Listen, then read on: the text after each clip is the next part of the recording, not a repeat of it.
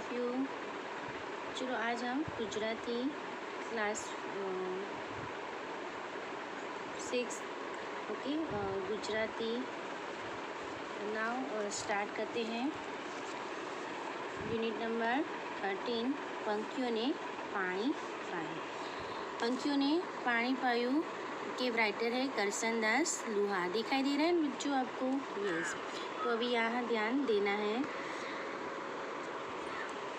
पंखियों ने पानी पीयू। आज हम ये स्टोरी रीड करने वाले हैं। ओके बच्चों, रीड करते हैं, समझते हैं, अंडरस्टैंड करते हैं और इसके एक्सरसाइज में सेकंड लेक्चर में करवाऊंगी। बट आपको आज का होमवर्क क्या रहेगा गुजराती में, ये अच्छे से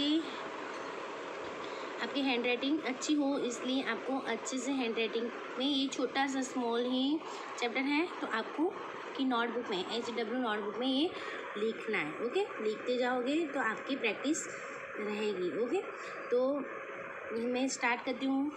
यहाँ से पढ़ना तो आपको लिखना है, तो धीरे धीरे लिखते जाइए। ओके, एक हत्तो छोड़ आपका होमवर्क यही है आज का। तो ये लेसन आपको आपकी नोटबुक में HW नोटबुक में लिखना है ना बच्चों? क्यों लिखना है? क्योंकि आपकी प्रैक्टिस लिखने में, राइटिंग में रहनी चाहिए, है ना? तो एक हत्तो छोड़ साव नानो एवो માંડ માંડ દેખાય, ઘણા ઢોર એની પાસેથી પસાર થઈ જાય પણ કોઈને ખ્યાલ ન આવે। एक छोटा सा प्लांट था, है ना? तो बहुत ही छोटा था। ओके, इसलिए वो किसी को दिखाई नहीं देता था, मतलब कि मान दिखाई, बहुत ही देखने पर, जोर देने से देखने पर दिखाई। बहुत ढोर मतलब कि एनिमल्स वहाँ से पसार हो रहे थे, मतलब कि पास आउट कर रहे थे, बट कोई उसे देखता न था और किसी को ख्याल भी नहीं आए। ओके, फिर છોડને મોટો થવાની ઈચ્છા હતી। Plant he want to B.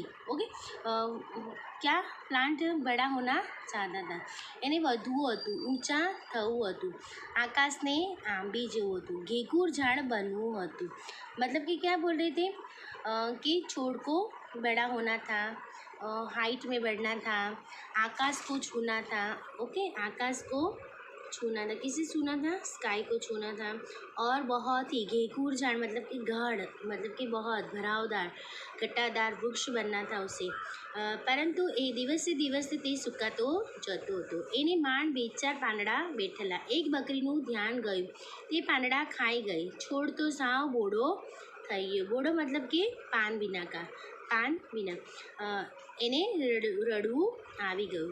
एक उसे ये प्लांट है, उसको बड़ा होना था, बट एक गोट ने, बकरी ने उसे देखा और उसके पत्ती 2-4 जो पत्तियाँ थी वो भी वो खा गई। और फिर बोड़ो मतलब कि उखाड़ो, मतलब कि पान विनानो, कैसे हो गया था? पान विनानो થઈ ગયું હતું। એને રડવું આવી ગયું। એક દિવસ એક પંખી ઉડતું આવ્યું, આવીને છોડ પર બેઠું। છોડ એનો ભાર ખમી શક્યો નહીં, વળી ગયો। તેણે પંખીને કહ્યું, તું મારા પરથી ઉડી જા, હું તારો ભાર સહી શકતો નથી, કાં તો સાવ વળી જઈશ, પછી तो टूटी जाइस। अभी एक दिन की बात है, एक बर्ड था जो उड़ते उड़ते वहाँ पर आया और प्लांट के ऊपर बैठ गया। छोटा सा प्लांट है, उसके ऊपर बैठ गया। तो छोड़ ने क्या कहा कि मैं तुम्हारा भार नहीं सह सकता, इसलिए तुम यहाँ से चले जाओ, उड़ जाओ और उड़ जाओ, अदरवाइज़ तुम जो बैठे रहोगे तो मैं ब्रेक हो जाऊँगा, टूट जाऊँगा। ओके, एक पंखी ઉડીને નીચે આવ્યો, છોડની સામે બેઠું। એણે છોડને પૂછ્યું, તું કેમ સાવ દુબળો પાતળો અને નીચો છે? તારામાં લાલાશ કેમ નથી? તારા પાંદડા ક્યાં ગયા?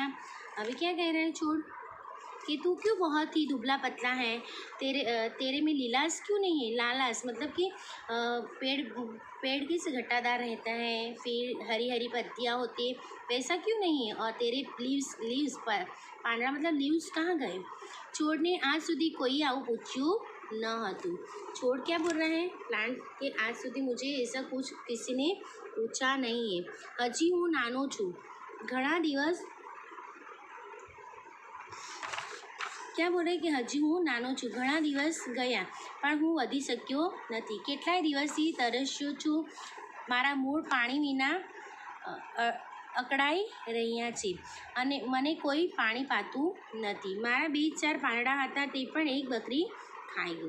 क्या कह रहा है कि मैं कितने दिन से थर्स्टी मतलब कि पानी के बिना तरस्यो छू, पानी के बिना रह रहा हूँ, मुझे किसी ने पानी भी नहीं दिया और मेरे जो मूड है, जो अंदर है प्लांट, वो भी पानी बिना पानी के सूख गए हैं और मेरे पत्तियाँ थी 2-4 थी जो भी बकरी ने खा ली। છોડ પર પંખીને દયા આવી, તે ઉડ્યું, એક તળાવ હતું ત્યાં પહોંચ્યું, તેણે પોતાની નાનકડી ચાંચમાં એકાદ ટીપું પાણી લીધું, પછી ઉડતું ઉડતું છોડ પાસે આવ્યું, ચાંચમાં પાણીનું ટીપું છોડના મૂળમાં ઠાલવી ગયું પણ છોડને કોઈ અસર ન થઈ, એક ટીપા પાણીથી શું વળે, લાંબા સમયથી તરસ હતી, પંખી બધી વાત સમજી ગયું ને ત્યાંથી પાછું ઉડ્યું। अभी एक बहुत दिन एक पंखी ने क्या किया, उस पर तरस आया और दया की करके वो एक तालाब के पास पहुंच गया और वहाँ पर अपनी चोंच से एक छोटी सी चोंच में एक ही बूंद पानी की ली और उड़ते उड़ते आया और पेड़ छोड़ पे डालने लगा, पर एक छोटे से बूंद से क्या होगा, क्योंकि वो तो बहुत दिनों से सूखा हुआ था, है ना। तो फिर पंछी समझ गया और फिर वहाँ से उड़ गए। ઉડતું ઉડતું એક ઘેઘૂર ઝાડ પર પહોંચ્યું, ત્યાં પંખીનું મોટું ટોળું બેઠું હતું। अभी उड़ते उड़ते वो दूसरे झाड़ पे जाके बैठ गया, घेघूर मतलब कि घटादार वृक्ष पे पहुंच गया, वहाँ बहुत सारे पंखी बैठे थे, पंखीના ટોળાને એણે તરસ્યા છોડની વાત કરી, સૌ પંખી सम्मत થયા, सम्मत मतलब कि एग्री होना, ओके, तरस्या छोड़नी मतलब कि ये प्लांट की उसने बात की, तो सब सम्मत मतलब कि एग्री हो गए और બધા પાંખો ફફડાવતા ઉડ્યા। अभी सारे पंखी अपनी પાંખ ફેલાતે हुए ઉડીએ, તળાવને કિનારે ઉતર્યા, સવે પાણીની ચાંચો ભરી લીધી, પછી પેલું પંખી આગળ ને ટોળું પાછળ જાય, ઉડતા જ્યાં પેલો છોડ ઊભો હતું ત્યાં સૌ ઉતર્યા, બધા પંખીઓને પાણી ભરેલી ચાંચો છોડના મૂળમાં खाली करी दी थी। अभी उसने पानी से भरी हुई चोंच उसके प्लांट में डालने लगी, है ना बच्चों। फिर आवा 10-15 फेरा કર્યાને છોડના મૂળને બરાબર પાણી મળ્યું, એની લાંબા વખતની તરસ छिपाई गई, છોડને उड़कार આવ્યો। अभी छोड़ को तो पानी मिलने लगा, बहुत दिनों से पानी नहीं पिया था, ऐसे हम भी कुछ खाते पीते हैं, जब हमारा पेट भी भर जाता है तो हमें एक ओडकार आता ना कि इस तरह से डकार आना, ओके, इस तरह से उससे भी ओडकार आने लगी। પછી તો દરરોજ પંખીનું ટોળું આવે ને તળાવમાંથી પાણી લાવીને છોડને પીવડાવે, પછી यही डेली रूटीन हो गई कि बर्ड्स सारे आने लगे और तालाब से पानी लेकर फिर प्लांट को देने लगी। દિવસો ને મહિનાઓ સુધી પંખીઓને કામ કર્યું, ચાંચમાં પાણી લાવીને છોડને પાયું ને છોડ લીલોછમ થયો, છોડ વધવા लाग्यो। क्या बोले थे कि अभी बहुत दिनों तक यही काम किया, अभी फिर લીલોછમ मतलब कि हरा भरा हो गया और जो प्लांट बढ़ने लगा। ચોમાસું બેઠું, કાળા ડિબાંગ વાદળોથી આકાશ છવાઈ ગયું, ધોધમાર વરસાદ પડ્યો, આખું ચોમાસું મન મૂકીને વરસ્યું, છોડને તો બસ આટલું જ જોઈતું હતું। આમ ઘણા ચોમાસા છોડ પર વરસ્યા, વર્ષો ગયા, આજે મોટું ઘટાદાર झाड़ થઈ ગયું। अभी 1 साल बीत गया, 2-3 साल, ऐसे बहुत साल बीतने लगे। फिर आज वो प्लांट था छोटा था, आज बड़ा घटादार वृक्ष, बहुत बड़ा वृक्ष बन गया। પંખીઓનું ટોળું દરરોજ ઝાડ પર આવીને બેસે અને ગીતો ગાય અને ઝાડ ખુશ થઈ જાય, ડાળીઓને ડોલાવતું પાંદડા રણ જણાવે છે। अभी वहाँ पर छोड़ नहीं था, उसकी जगह बड़ा होकर एक घटादार वृक्ष बन गया था और उसके ऊपर बहुत सारे पंखी भी आने लगे हैं। फिर एक દિવસ સાંજના સમયે આકાશમાંથી એક વાદળી આવીને ઝાડની ડાળી પર બેસી गई। झरमर झरमर वरसी झाड़ नहाई રહ્યું। एक दिन क्या हुआ कि एक आकाशમાંથી एक वादड़ी मतलब कि पानी से भरी हुई स्काई में से बादल आया और झाड़ पे बरस पड़ा और झरमर झरमर बरस और झाड़ जैसे नहाने लगा। વાદળી કહે કે ઝાડ દાદા, ભર ઉનાળે મેં તમને નવડાવ્યા ને? ત્યારે ઝાડની યાદ આવે છે કે પોતે સાવ નાનો છોડ હતો ને પંખીઓને પાણી પાઈને એને ઉછર્યો હતો। ઝાડ વાદળીને માંડીને આ વાત કરે છે। વાદળી કહે છે ખરેખર પંખીની જાત જ દયાળુ છે।